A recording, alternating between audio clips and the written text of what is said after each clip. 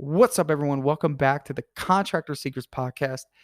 In this episode, I kind of talk about something that is very, very, very, very much overlooked.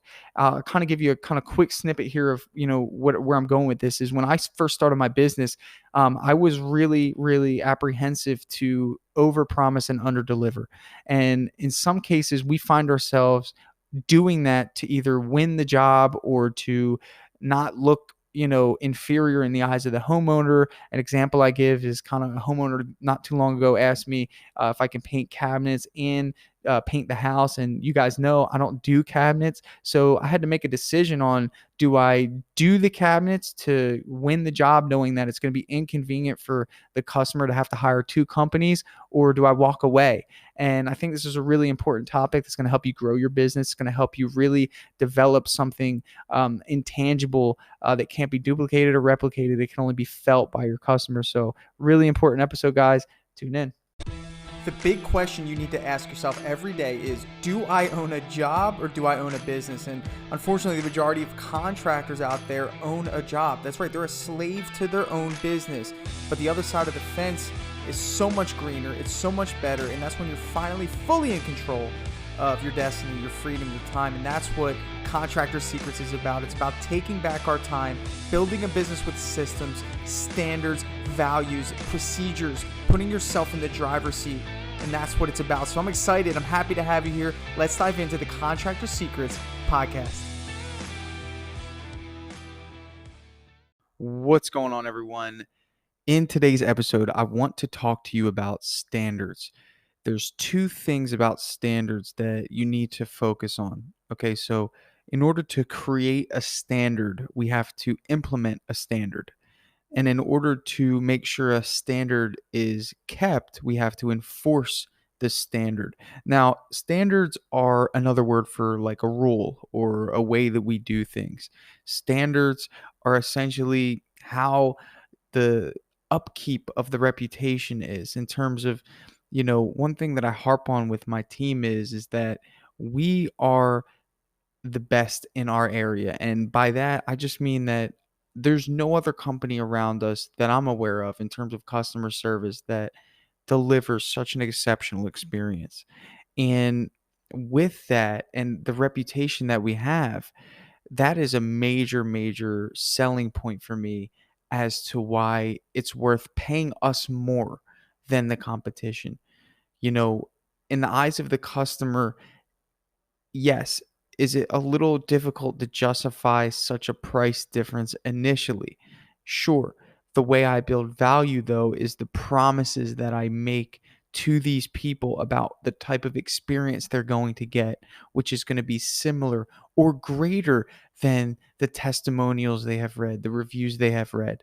So, with that being said, my promises in excess of the value that I'm building about the experience, but more so the promises that come from my heart to these people about how great of a job we're going to do and how well we're going to take care of them and their house is what pushes the needle, okay, which gets them to move forward, even though logically to pay that much more than the other bids that they have gotten doesn't really make sense. But they go with me because of these promises and the references of our testimonials, our reviews.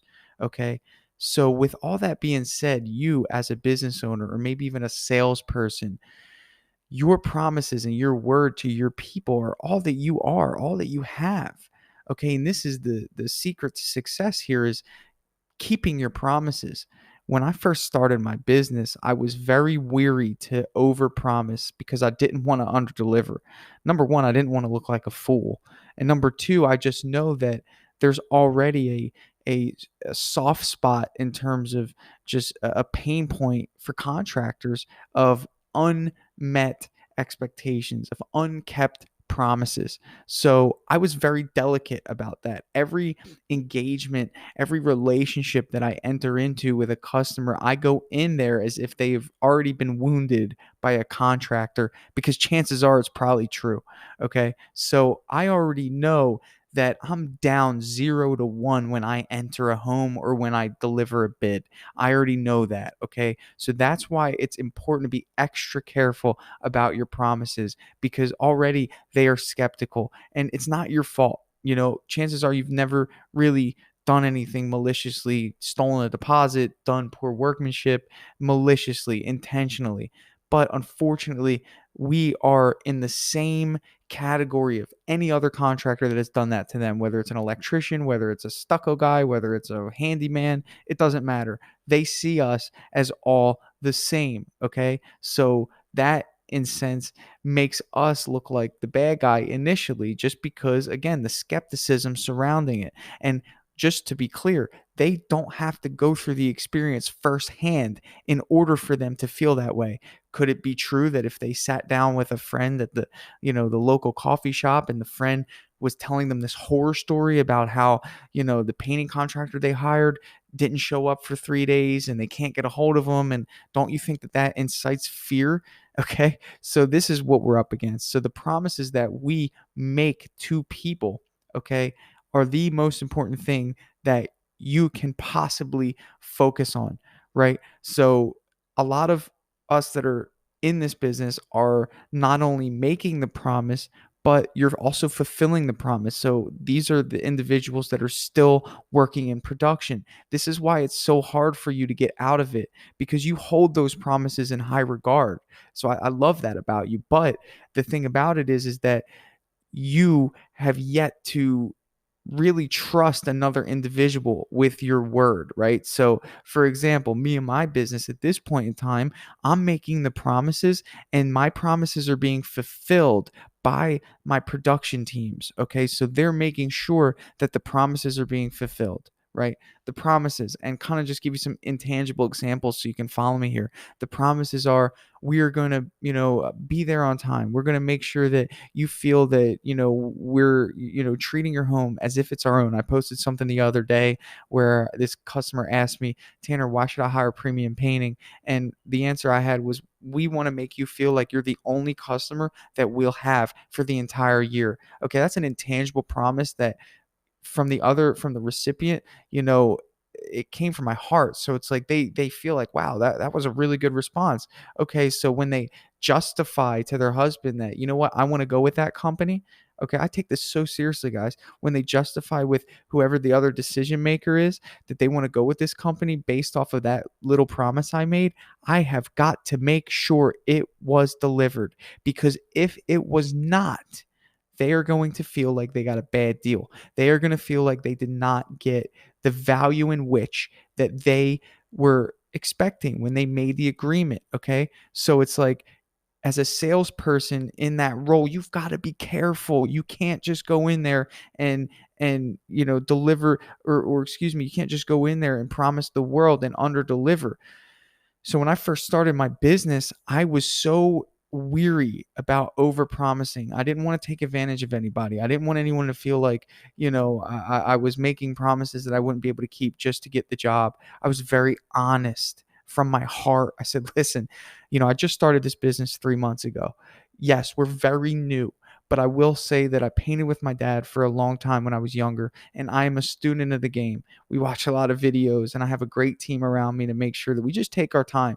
And the benefit of going with me, although we don't have a ton of references, we don't have a ton of reviews, but the benefit of going with me is that I am not going to sit here and overpromise that we're the best, because right now we're still learning and growing, but we will not leave this job until you are 100% satisfied. And I would look them right in the eye, and they could feel that. Okay. So even if you're new in this business and you don't have a bunch of reviews, testimonials, references, you should be looking at people directly in the eye, just being honest. Okay. And they would say, well, Tanner, do you think you guys can do this repair here? Or do you think you guys can do that texture there? No, ma'am. Unfortunately, I can't. We don't have anyone with that skill set right now to deliver that to the quality of which you and I would both expect. I don't have that currently, but we can do X, Y, and Z. So the promises that I made were in alignment. So I would like to actually say that I under promised, okay, and then by default I over delivered just by doing what we were supposed to do. And ultimately, guys, we know that the standard is so low in this industry that even just doing what you said you were going to do is over delivering, right? So But I'm really gonna really reeling back here in terms of the promises that you make in order to get the job, because that is the reputation of your company. That is what makes people feel like you are an all-star company for really just actually doing exactly what you said, those intangibles. Because sometimes we need those heart-to-heart intangibles to get people to move forward with us. Sometimes, as much as I'd like to say that we can close the expectation gap and we can build this value and we can sell the types of service that we do and the guys that we have and the back end stuff about having insurance and all that stuff to close that gap. Sometimes that isn't enough. Sometimes we got to sell the heart to heart stuff. Sometimes we got to sell the intangibles. Like, hey, listen, I am going to make you feel like you are the only customer I'm going to have for the entire year. I will make sure that your house is treated as if it were my own. I will make sure that you will feel so comfortable around working with our team because they are so conscientious about your house. That level of promise gets people to move. Okay, that's that emotion. Okay, energy, emotion gets people to move. All right, so you got to have some emotion with these promises. I'm able to make these promises because I know they're going to be fulfilled. So we're going to talk about standards right now. So that standard needs to be set, implemented, and then enforced. Okay, so it's really important when you expand out from being the person that makes the promises and fulfills them. It's really, really important that once they are being made and fulfilled, that you're relaying these promises to the people that are fulfilling them. And I think that's a major problem for a lot of people who feel like their employees or workers are lackluster in performance, or that you feel like you need to be in so much control. I think it's a communication problem. I think it's your inability to relay these promises and these standards and enforce them. Okay, so as you grow your business and you finally feel like you are away from production and you're making these promises, you have to be a supervisor at that point in time. You've got to be near the job. You have to be seeing what's going on so you can say, oh, actually, listen, I'm here now. I'm going to just make sure everything is exactly the way that I promised it to be in terms of we were going to do X, Y, and Z. And yes, sometimes those are the tangible promises like covering plants or covering windows or caulking windows or whatever it is that your trade is. And sometimes the intangibles. Hey, you said that, I would feel comfortable and that guy's out there smoking and listening to really uncomfortable music, things like that. And we can't be ignorant to those things. And that's what management is. So you would have to assume that role as a manager to oversee that the promises are being kept. That is a manager's responsibility. When I talk to my project manager, I say, listen, I promised her that we were going to do this, this, and this. Your job as a manager is to what? Enforce my promises, my standards. Okay, so standards are essentially the things that are defaults in your business. Like in terms of standards, it's just essentially the way that we operate as a business. Okay, that's the threshold, right? So there's certain companies that just really don't have any standards about how they go about. And the standards, let me give you some examples, more so are tangible. Like we show up on time every day. When we go to the house, we do a thorough walk around with the customer to ensure that they know exactly what's going to go on for the day. That's a standard. When we're painting an interior, we apply paper to the floor instead of dragging tarps around. That's a standard. So standards are more tangible. Promises are, in some cases, the promises of enforcing those standards, yes, which are expected, but more so the promises can be more intangible. So in terms of the promises, that's kind of like the project overall, the experience of the project. So really the point I'm making here is that the manager's responsibility is to enforce the promises and the standards that the company has, in terms of the standards, but the promises that you as the salesperson or you as the business owner are making. Now, if you're a company that has salespeople, okay, it's really important that you create some sort of way for the project manager and the salesperson to thoroughly communicate about what promises were made during the sale. Okay. And if you get big enough and you're not facilitating that communication and creating some sort of standard within that regard of getting the salesperson to communicate with the project manager, then ultimately there's going to be some unmet expectations there because sometimes if a salesperson is not polished enough, if a salesperson doesn't care enough, if a salesperson is just trying to pad their pockets, that's when you expand. And if you have the wrong people there who could care less about the promises that are being kept and more so about that commission, okay, well, guess what? Now you're in trouble because, you know, that person isn't as motivated as you would have been as a business owner, or you would have assumed as a salesperson. Okay. My suggestion is, and I really love this model because it's working in my business.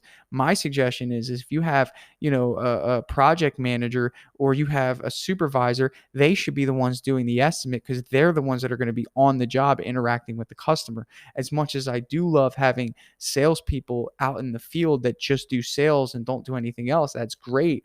If you have the right guy that actually takes accountability for those promises, and maybe even you send him to the job that he sold, maybe you can work that out. But I just love the fact that, I have Chris, my supervisor, who is the one doing the estimates, answering all the questions, making all the promises about what we're going to do, relaying that information to me. I'm following up with that. And then ultimately I can tell the customer, hey, Chris is going to be there to ensure everything that he told you was going to be done to the standard of which that we discuss. Right. So like that is my checks and balances. So that's the enforcement. So Chris, as my supervisor, overseeing the two crews who have project managers on them. Okay. So the project managers enforce the standard to the people below them, and then Chris enforces the standard of the project managers to be enforcing the standard and the promises and keeping the promises. So I'm going to recap this because there's a lot in this episode here. I encourage you to, now that you've heard the whole thing, I'm going to try to keep it short. Go back, listen to it again, so you can kind of come in with this new perspective of what I just said to you, because this is so important. These are foundational principles that are going to catapult you into growth, catapult you into expansion, but really set the standards. There's two things that are going to happen. Either you set standards in your business, or there's going to be somebody in your business that sets them for you. No one's going to set them as high as you because no one will ever care about your business as much as you do. Okay. Number two, your promises. Okay. Your promises are very important. If you feel as though that you cannot deliver a promise to somebody, make sure you're just honest with them.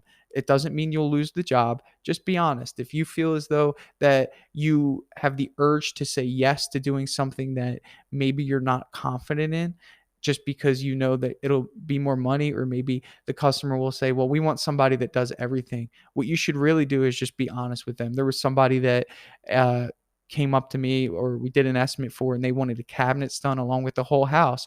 Yeah, sure. Would it have been convenient for them to hire one company? Did I know that ahead of time? And ultimately what happened is I told them straight up, say, listen, we are not a cabinet coating company. To do it properly, you would actually probably want a company that can take the cabinets off the hooks, bring them to a shop, sand them, strip them, spray them, put primer on them, and do everything that way in the most professional way. This is your kitchen. Okay. We are house painting specialists. We just do walls, ceilings, trim, and doors. This happened the other day. And she said, all right, hold on one second. Okay. My husband wants one company to do it. Okay, cool. No problem. Done. All right, cool. Did I walk away from potentially 10 grand? Sure. I don't care. Like, I'm not going to risk my reputation because I want to win a job that ultimately I know is going to cause a rift in my system, my production, and my standards are going to be, dropped in that regard, because we won't be able to meet the expectation of which is to be expected by a company of our regard, our reputation. I'm not doing it. I'm honest with people. Be honest. Keep your promises. Focus on that. And again, if you have to, under promise, okay, over deliver. Last point, enforcing the standards. Okay, so remember, if you're the one selling the jobs and producing the jobs, it's easy, right? That's why you can't get away, because you're so worried about your word not being met. Your reputation is on the line. So for you to hand over your reputation to somebody else, pretty difficult. Okay, ultimately, that's part of the hiring process. That's part of ensuring that you're getting good people that are going to keep your promises, keep the standards, keep the promises, keep the standards. If you're pulling people off the street to work with you and you haven't filtered out what their character is like, then ultimately you're just setting yourself up for failure. That's why the hiring process at its core is so important, because we need to enforce the standards without you being there. Okay. So we start off with a few workers that at least try hard and work alongside you. And then you finally find somebody that you feel as though can run a job under your authority and doesn't do things their way. Okay. Does things the way you want them done. That is your business, is your way of doing things, your standard, your standard, your standard. Okay. Remember, again, if you don't set the standard, somebody else will set it for you. That's really all I want to get go in for that one right there. Okay. Then eventually you get a manager, and we were talking about that. And then you put people under that manager, and that manager is going to have a set standard of the way that they want things done within your umbrella. Okay. So, I have two crews. They both do things differently. I'm not going to micromanage each individual process. I'm not like that. I don't care. As long as the job gets done to the standard of which everyone here agrees and expects that premium painting does, and the customer knows that we've kept our promises. And in most cases, 99% of the time, we over deliver on our promises, and we set the standard, and the expectation is obviously this, we set the standard and we meet and exceed that standard every single time. And that's actually what gets people to leave you a review.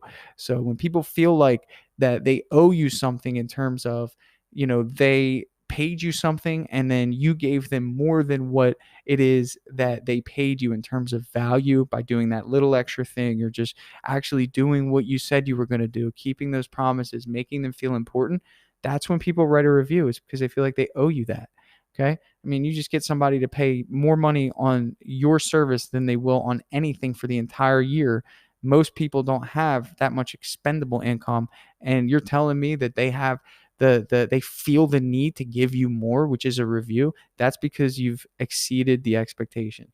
So that's my message for you today. I really hope that this resonates with you. I hope that you really start focusing on the promises you're making. I really hope that you start setting standards in your business, or else somebody's going to set them for you. And I also feel as though that this will really help you kind of put things into perspective for those of you that are still working in production, that are trying to get out, but you're wondering why it's so hard for you. And simply it's because you hold yourself in high regard. And I can appreciate that. I get that. You don't want anyone to ruin your name, ruin your reputation, ruin your brand. We can go way deeper into that. I don't want to. Just know that it has to do with your hiring process, and it has to do with the skill level of the tasks that you are taking on. Because if you're the only one that knows how to, I don't know, think of a really high level skill. If you're the only one that knows how to do that, and you've been doing it for 20 years, and you pull someone off the street and have them do that skill with you, and you're just frustrated because they can't do it, it's because the skill you're trying to do is too tough. And as much as you may love doing that, that's not a system that can be duplicated quickly. So maybe switch gears. So, all right, guys, you guys rock. Thanks for listening to this. This podcast is blowing up, and I'm really thankful because it's such a great way to connect with you. And there's so many of you that just listen to every episode, even though I pump them out so much. So just a thank you. Really nothing else there, but just gratitude. I started this journey about 2 years ago, where I was just like, you know what, let me share some ideas online, and just so thankful to have, you guys listening to this. Motivates me to be a better business owner and boss, and to hold myself to a high standard, knowing that, I'm not going to report anything back to you that I don't do myself, because I wouldn't be able to say it from my heart. And if I don't say it from my heart, you won't feel it or listen to it or implement it in your own business. And I take that super seriously. Hey, listen, if you have not yet jumped on a business breakthrough with me, please, it's free. Okay. Do it, man. I really want to connect with you. I really want to help you. There's something that I know that I could give you advice on, just because I just know it. I don't even know what you're going through, but I know I can help. So please reach out to me, and we'll set that up. All right. Thanks, guys. Have a great day. Hey, I just want to take a second to thank you for joining me here on the Contractor Secrets podcast. I'm just going to take this opportunity to let you know that my passion is coaching people, helping people. I've changed my Instagram name to @contractorcoach, and I did that because that is my passion. I want to help you. So please reach out to me. If you have an issue going on in your business, send me an email, find me on Instagram, message me, and let's do a breakthrough session. I want to work through your problems in your business to help you get to that next level. And one thing that I always say is this, the difference between those that get over the humps and the hurdles in business is just a change in perspective. And that's what I plan to offer you. So get with me, message me, allow me to help you take your business to the next level.